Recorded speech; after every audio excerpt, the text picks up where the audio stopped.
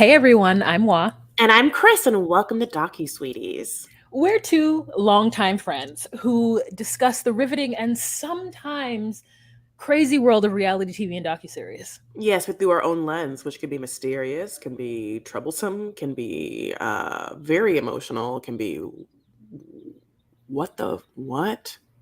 But at the end of the day, hopefully mildly sweet, honeys. And we are here to give you the Curious Case of Natalie Grace, honey. And this is season 1. This is episode 1, and it's called Meet the Barnetts.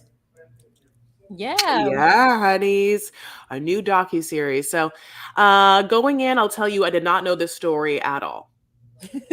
Yeah, I Like, didn't I either. didn't. Yeah. So it's interesting because we have now watched the whole series. However, if had we talked about it after we watched just the first episode, second episode, third episode, we would have had a completely different, at least I would have had a completely different I would have taken you guys on a roller coaster ride. So this documentary is a roller coaster because it gives us one thing and then it like goes up and then it comes down again and you're like, what? Well, you thought you knew. Did you know? You know? So I really like that about the documentary overall. I think that whoever is producing it and whoever's directing it is trying to tell us a story in a very interesting manner, and I appreciate that. What did you think, Chris? Yeah, it's so funny because I got a lot of information about this documentary before I got to join it from a friend who had watched it all and had a lot of opinions. Okay, so she was pissed. Okay, so I had a friend that was kind of pissed about it, and so I, I got a very emotional plea of how the documentary had unfolded in such a way, and so it was interesting to watch it as well. I mean, it's interesting because this person was like, I thought it was this and it was that. And I started watching and I'm like, oh, well, by episode 2, you aren't hanging your hat on it all being one thing, because I also felt like I was clearly picking up on signs that there was tomfoolery and unclarity at foot. So let's get in. Nothing is black and white. So as this thing, you're like, it wants to be like, well, who is the bad person? As if everything is going to be on one person and everyone else is going to be fucking, victimless purity. And the truth of the matter is, rarely is that the case. And let's get into it. So opening shots, we call this podcast you're listening to DocuSweeties, but we could also call it drone footage sweeties, because almost every docuseries relies heavily on drone footage. And, we're going to get that with this one as well. Well, you a little tee-hee about that? No, I'm trying to think of all the times there was drone footage. You have such a different opinion of it than I did. Like when you're like, oh, by episode 2, something is afoot. I'm like, nah, girl, it wasn't until episode 5 for me. Really? That's what JCC said too. Okay, we have to bring JCC on here because you and JCC, I think, are going to have very similar viewpoints. And I was like, you guys are crazy. And episode 2, I'm like, nah, but okay. Yeah. So we open up with shots of Father Barnett, aka Michael, freaking out, and he's like screaming. He's sitting in one living room space, and he says, "We were all abused." And then it like they give us some more like bits of snips of things that happen throughout the docuseries, but then they settle on a 2019 interview of Father Barnett. And we've already seen him in a different scenario, obviously older, telling the story. So I'm already like, was he in jail? Like, is he dead? Like, what's not? I mean, I know he's alive, but I'm like, what is preventing him from telling the story from the present? Why are we having him tell the story from 2019? And then I'm gonna tell you, I enjoy a good raconteur. I enjoy a good storyteller, and he is that. So regardless of how good he was at telling that story, I bought it because he's so good at painting a picture. I mean, it's very theatrical. So it's summer of 2010, and Father Barnett is doing very well at work. I mean, he's doing so well. They've purchased a McMansion with 13 TVs and 14 couches. And then we see the house at the end of this episode, and I'm like, where's the couches? Are they all on top of each other? Is there like Bunk couches? does the It's a house go down 4 stories? yeah. I just I had so many. I was like, what do you mean a McMansion? So it was just like that was like kind of crazy. And so then they talk about how he made so much money. His mother comes on and says that he was very in love with Christine and that he would buy her a dozen roses for every year they were married. So on their 10th wedding anniversary, you can guess how many fucking roses she got. Um, so yeah, so he's like, I don't want to be dramatic, Too and we're late. like, too late. Yeah, I don't want to be dramatic and say that it was very much Norman Rockwell Americana of this perfect life, but it really was. I mean, it just really was. And so we find out that Mother Barnett, Christine, is the envy of all the mothers, and um, do I believe that Michael Barnett loved Christine? Yes. Do I think they only had sex the 3 times that they had the children? Yes. Chris? Yeah, it's just okay. So from a visual standpoint, you're like, okay, I'm seeing him in 2019, and there are pictures now from 2010, 2012, and in 2012, nearly 7 years ago, he does look like a different person, and that person looks like a healthy person, and the person we're seeing now, I'm like, babes, did he have a like is there a physical accident that happens to this person for how dilapidated his soul and body and face and everything looks in what looks like a 7 year span? I'm like, drugs, something happened, like what is the physical ailment of this person that takes this person from this to what I'm looking at? Because it doesn't seem like it's two different people.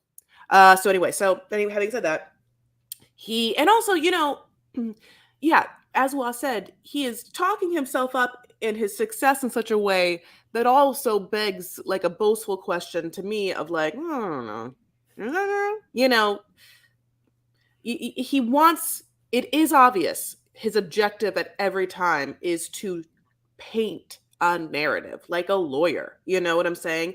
At one point, also, because me, Chris Farah is doing a one person show at a theater festival that the entire time I'm like, this is the actoriest actor of all fucking actor time of actory. This is a one man show done by this Michael Bennett. I'm like, Michael Barnett, honey, he sold a one person docuseries. I don't have to tell you. And this is, I mean, it's crazy. But anyway, I want to tell you also this, that I love Law so much. In her notes for this documentary, she keeps referring to Michael Barnett as Father Barnett and Mother Barnett, and then baby Jacob Barnett, almost as if they're the Barnett bears, like the Bernstein bears. Like there's like this is her family dynamic. So there are 3 sons. There's Michael, there's Christine, there are 3 sons. Okay, we're not gonna really get a lot of the other 2 sons. Ever, not ever. But let's jump into Jacob. Okay, so Jacob is a very highly intelligent child who, yes, like on the divergent scale, probably like leans towards, yes, is autistic, but in an idiot savant kind of way, if we can still say that he is able to really see mathematics and physics and science in a way that speaks to him, and he just excels. And we have these, I mean, really, really gorgeous footage of a child sitting in this child's power at a young age giving a TED talk on quantum physics, and you see the light in this person. You see this person, and it's like that. This is to me a very powerful footage. And you see Christine in a very same part. Now Christine is holding up a book. It's called The Spark: A Mother's Journey of Nurturing Genius and Autism. She's on a thing. They're like little mini celebrities, like what looks like on the outside killing the game. You get Michael gets to talk about his like disgusting cars and his yellow Lamborghinis and how important it was for him. He had a genius child. He has a mother who gets to now sell her, her wares, as being related to a child genius. It's just, that's the picture. Well, Yeah. Not Michael's mother. You meant to say Christine, who is selling her skill yes. as raising a small. So Jacob was on 60 Minutes. I mean, he got an award from the Vatican, and they created a foundation for parents of kids with autism. And she even had a daycare with special needs children in her garage. So like, I mean, they were just doing the Lord's work. Basically, they're the definition at this point of what Michael Barnett, Father Barnett, is telling us of doing, quote unquote, the Lord's work. Then we have a statement from Father Barnett from 2019 who says, by 2014, I had 37 cents in the bank, no wife, no kids, no house, but a Lamborghini. I still had the Lambo. I still had it. Yeah, I just had that in a backpack. So at this moment, though, we are going to take a break. We're going to let that digest with you guys. So we'll be back. And we are back from our break. How did that feel? I hated Chris. that. No, I hate. It's like, you know, it reminds me of, you know, the song in Alanis Morissette's album, her first song. She's like, "Why are you so petrified of silence? Here, can you handle this? Did you think about your bills?" So anyway, it was kind of like that moment of like that. No, I'm just kidding. I hate, you know, this is fucking a crazy goddamn roller coaster of a story. You really said it. So let's pick up. So now I don't know about you, but when you hear Michael Barnett say, "Well, I was on the high life in 2010, and by 2013, it's all shit," and this whole thing is called The Curious Case of Natalie Grace, there's not one part of me that's like, and she's the reason why? I mean, he never even said what he did for work. We don't know what Michael Barnett did for work. So I don't understand. Like, and this McMansion, those are all lies. We saw the house. When we meet the busy neighbor, there's no way that they had a McMansion. It's just like in Indiana, like, I don't care. Like, you know, I'm gonna tell you right now. There's a lot of I know, you're so pissed. I can't wait. What's it gonna be? You tell us right now, honey. Go ahead. Tell you right now. I live in the Midwest, okay? Okay. And listen, I'm not living all of the Midwest, but like, there is an idea of what a McMansion is, and we see them in LA. We see them in LA. I know what a McMansion looks like. So it's like the fact that the fact that he would just like say that as though we're supposed to all believe it, and then we see this humdrum ass regular ass neighborhood, and there's no way that he had a McMansion. Not in Indiana. Also, the same state that Jared from Subway is from. So something is wrong with Indiana. Like, well, something is wrong. It's wild. But they did live in a cute neighborhood that had a park across the street. So in this next section, we meet Jacob. Jake says that he lives in his father's basement. So Jake is now 25 or something like that, and he's talking from the present. And so he says that he thinks that he's regressed in some ways, which is very sad to hear. And he says that he hasn't seen Natalie in over a decade, but there was a point in his life where he would have said Natalie was his adopted sister. And so he just really, though, doesn't want to relive the trauma of his childhood. And so at first I think like, oh, this is because of obviously Natalie Grace was this adult who pretended to be a child and just came into their home and wrecked and ruined everything. So at this point, I'm still on the she's a crazy, you know, Natalie Grace is doing the most.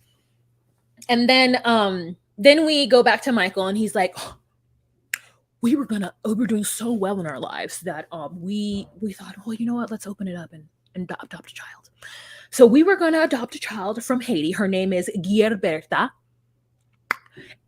But there was an earthquake, and they shut down the adoption. And we were like, oh my God, what are we going to do? But then someone reached out to them. Somebody was like, oh my God, we know you. You guys are great. You love special needs children. You have a foundation. You guys are America's like favorite parents. So what we want to do is give you a child who's from the Ukraine, but you've got 24 hours to decide. And if you don't decide, she's going to go into foster care.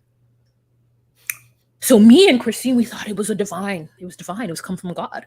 So we hopped on a plane and brought the kids with us, and then stop the party! Then we get there, and I mean, I was like, oh, this is the neighborhood on the other side of the tracks, and it was an adoption clinic. I was like, oh, check and see if this place is real. And we get there, and it's a home. It's a converted home in a strip mall.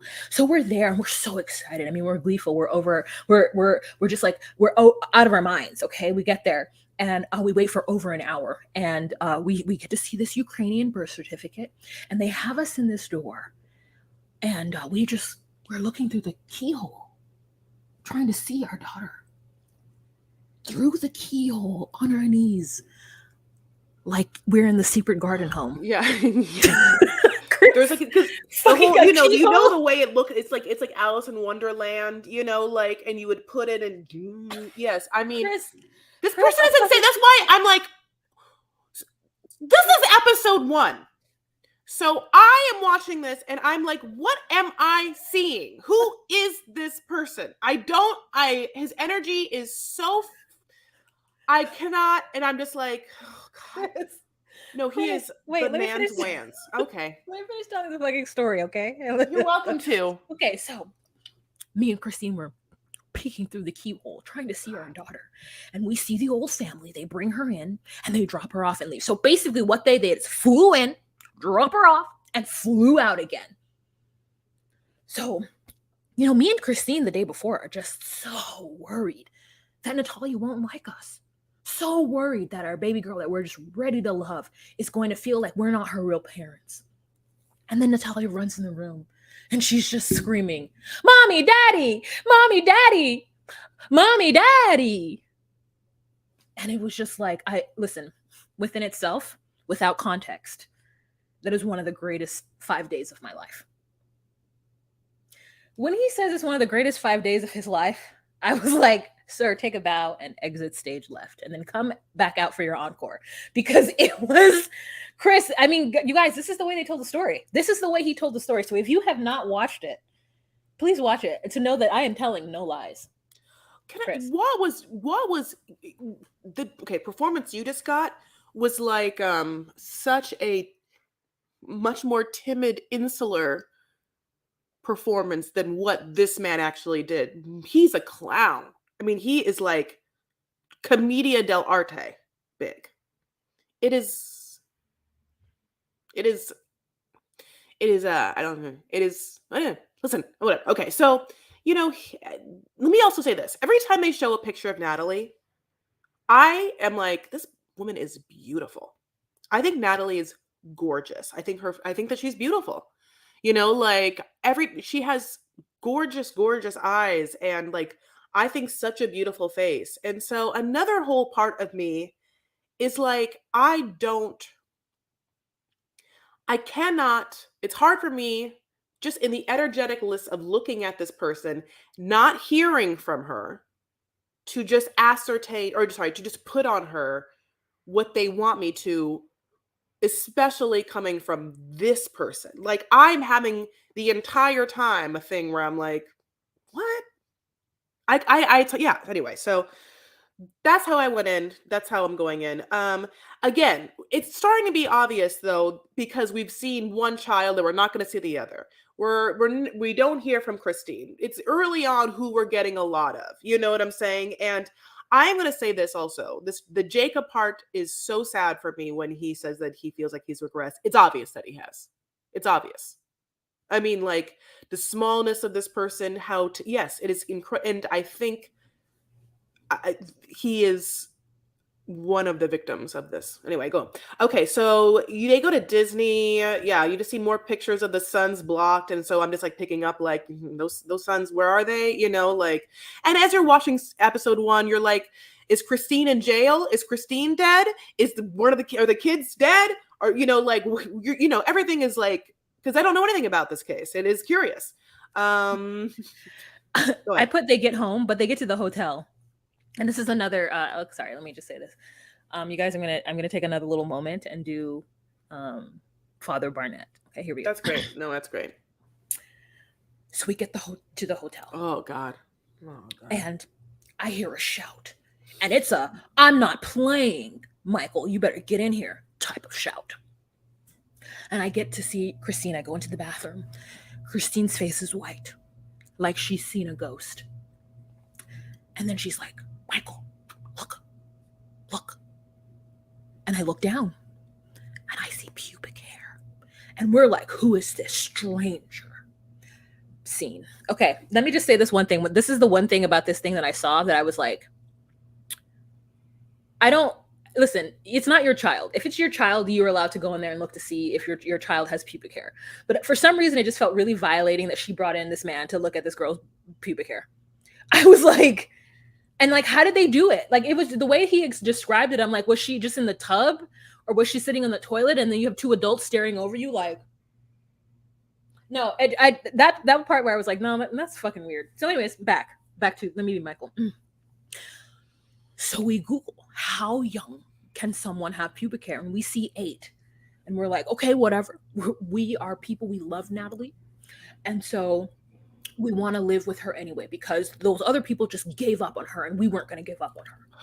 So we get to they fly home, and then the mother, Michael's mother, comes in and she says, well, they threw her a large party, and Michael's sister says, we really thought she was one of us because she had beautiful brown eyes and wonderful curly hair. And the mother ends up saying that Michael was actually euphoric when Natalie Grace was there, and it was almost like he felt the same way about his younger child. Like when his youngest boy was born, he had the same energy. And then we have Michael, who's like, oh my god, she's 6 years old and we're so excited to get her. We just want a little girl in our family. And our youngest son, he's 6 years old too. Oh my god, they're going to be twins. No, Michael, they're not gonna not gonna be twins, Michael. I missed that part. I didn't know. You know what? Why did I miss there? Wait, I always thought Natalie was younger than their youngest son. I completely missed that detail. They're the same age. Mm-hmm. Yeah, the youngest son is 6 as well, and they're going to be twins. Yeah, it is. Sorry, guys. Crazy. So then we meet the busybody neighbor who admits that she's like Chris, and she is so excited to be on this show. So excited. She knows about everything. She knows about the pubic hair and everything. When she knew about the pubic hair, I was like, what, Christine just walked a parade? Was there a pubic hair parade? How come she just told everyone? It seems like real personal business. But like Wah really said it. Like she gives, like almost like 90s sitcom neighbor vibes. I mean, she's peeking over hedges. Yeah. You know what I'm saying? Yes. She's been knowing. She judges everyone. She talks shit about everyone. Mm-hmm. Like she has a child and, the child is around the age of the kids. Same age. The neighborhood has a bunch of families, so there's going to be people, we're going to hear from a lot of neighbors. I'm going to tell you right now, there's the curious case of Natalie Grace's neighbors could also be another like version of this. Just a lot of neighbors talking, like a lot of people, so many people's different opinion about what happened. Some that makes sense and some that provides and adds like color to the story, and others that just kind of others that we then realize are only regurgitating the things that Michael and Christine told them. Yes. There is no new information given by these folks.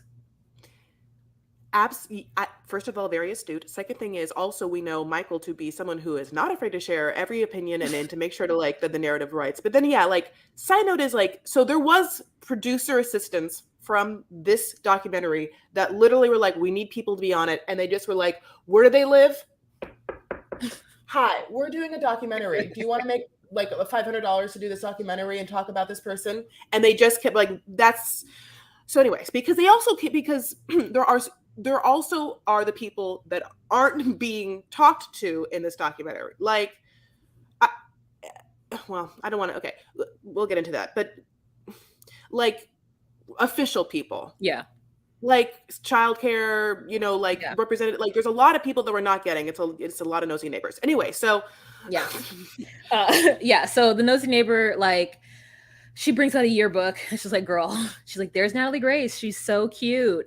So then Michael tells us that there's a lot of escalation going on, that he gets home one day and Natalie Grace tells him that she's been having her period and hiding the underwear and throwing them out the window. And it's just very suspicious to me that all of this is on camera, because I'm like, yes, it's 2010 at this time, but this is like really the year of Instagram. So, I mean, the only things you're putting on camera are things you're going to put on Facebook. I mean, maybe you are, but the quality is terrible too. So it's like, we weren't even in like our heyday of the iPhone, right? That is maybe iPhone 3 or 4 that's come out at this time. And at this time, Android is shit. iPhone is still king. Now we've slipped, right? Like Android is kind of king now because their cameras are amazing. But this is the time when Apple was king. So it's just really weird to me that we have her on video saying all of these things. And I'm like, it's convenient as well, that she's on video saying all these things. So then we get another like family friend or neighbor who's like, yeah, I heard she had a period. And it's like, yeah, you heard it from the fucking Barnetts. So then she goes to the doctor because I guess she had some surgeries for her foot, whatnot. And I thought to myself, and I wrote in the notes, they went to the doctor, but they never asked the doctor to age her. To never sit. They went to the doctor, but they never said she has pubic hair. Can you tell us about that?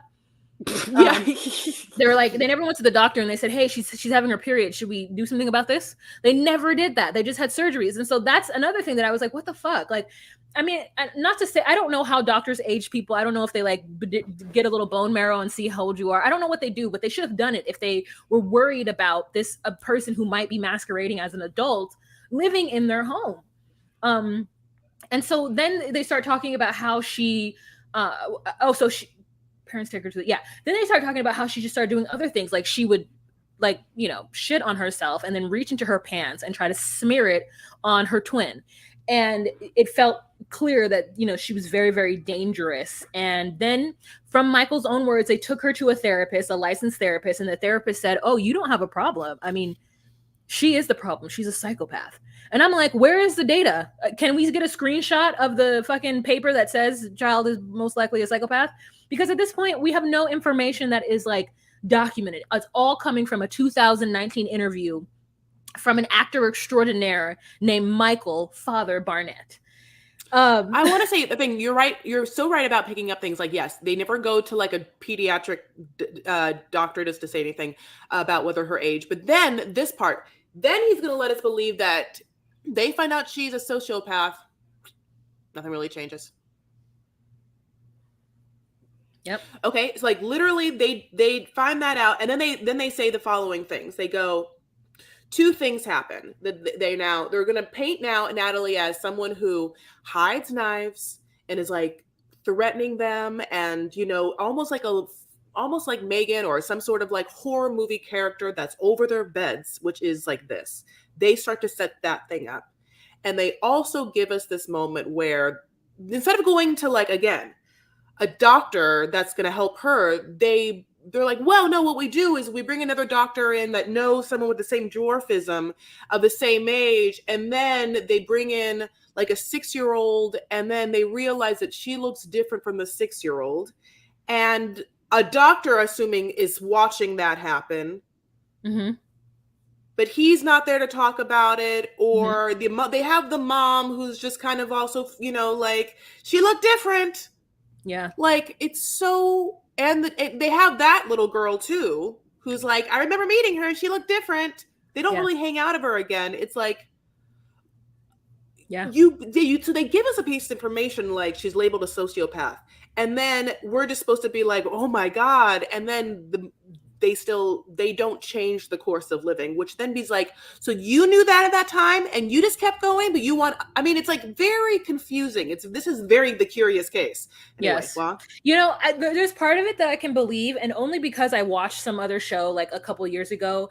Like there is no recourse and help for, and depending on the state and depending on the county, for people who have children who are hurt psychopaths or like whatever, right? Because there are children who are that, and they terrorize their siblings, they terrorize their family. And so I watched something where this one boy was that, and he was the eldest, and at some point he had like and when you get to like your teenage years or your young teens, like you could do anything to your family truthfully in your own family home, and unless you've actually hurt someone, the police won't do anything to help you. You'd have to have money. The state is not going to step in and take that child and put them somewhere. So that, unfortunately, that part of it is true, that unless they physically have hurt somebody already, they're not going to do anything to help you with that kid. You just have to go put them in therapy and figure out, but because sociopaths are born, they're not created. Like, I mean, they can be created, but a lot of times people are born that way. Psychopath, they don't have empathy. They just don't have it in them. They're born without. So, I mean, they start to set up that narrative of her doing this. And my thought was, listen, it's the same thing. And I want everybody to understand that I understand that what I'm about to say is problematic, but I'm going to say it anyway because it provides context. I know it provides context to what I'm thinking. Them talking about Natalie Grace being over them with a knife and them not locking doors, them not trying to make sure their kids all stayed in the same space, it feels very fucking suspect. It makes me feel like when people are scared of Chucky and Chucky 1 and he's running around this little doll with a knife, that's what I'm like, you can do things with a doll with a knife. Like you can put, it was, yeah, like I'm not saying they needed to like physically do something like hurt her, but I just feel like if you realize that she's standing over you with knives, then you can lock her in her room. You can also remove all the knives from the home. There's a lot of things you can do. So, yeah, I completely agree. And this person, God bless, is differently shaped and differently abled than physical people that are already in the home, that renders her powerless in some ways. So it's bananas of me to, it's bananas to think that they're like, yeah. I mean, I just say this. It's like if you had a toddler, you didn't want her to get into knives, you would just lock the drawer or have one of the child safety things like lock it or whatever. Like this, she can't even reach certain things. She can't use. Like A her. hand. She has a I hand know issue. it. So it's rude. It's like, what are you saying to us? Like how are you so delusional that you want us to believe? Sorry. No, I mean, yeah, it's not delusional. They just think I think people who have the gift of gab and are good at that, I think that because they've gotten away with so much their entire lives, that they don't ever think that there's going to be a point where someone's going to be able to call their bluff. And they did what they did for years, and their shit never got checked. And He's for a a while, narcissist. yeah, I think he's a narcissist. yeah, it's that they've never been checked for their behavior. And so I mean, the fact is, like, we saw her maneuver the tongs when she's like getting salad and they're having a family dinner. We know that her hand motor skills aren't this. We see it. So it's like when they said that to me, I was like, was she pretending to not be able to hold those tongs? Was she pretending to not be able to grab the tongs like this and do that? And so she was just doing this for show. So anyways, but most of my opinions right now is in hindsight. The first time I watched it, it was harder for me to see all of those things. All right, guys. I hope I'm not coloring it for you guys, but anyway, but it is a great documentary. So we came to the end of this episode. Thank you so much. We have more to come, and it looks like even more of the actual, like they have more to come. Is what I'm trying to say. We have more to come, and they have more to come for us. So, thank you so much. If you want to follow us, you're welcome to do it on the various social media platforms that you might enjoy, like Instagram. Have you heard of that one? We're at DocuSweeties on Instagram, at DocuSweeties on TikTok, and at DocuSweeties1 on Twitter. We are. But if you wanted to see even more of us and to get the backside of things and to have a live every first Monday, maybe, of the month, you would join us on patreon.com/DocuSweeties for $10 a month. It helps us to stay doing this. And, you're little mini producers. We always want to know what you think and what you hear. And sometimes we do our documentaries public, and sometimes we only put in a Patreon. So, I mean, like, if you wanted to see what exclusive Patreon things are afoot, you would do so by joining us on Patreon also. Yeah, and if for whatever reason you don't know what else we do 90 Day Fiancé and all of its iterations. So if you wanted to listen to us talk about that as well, join Patreon. Yay. Okay, we'll talk to you guys later. You have a fantastic one. Bye. Bye.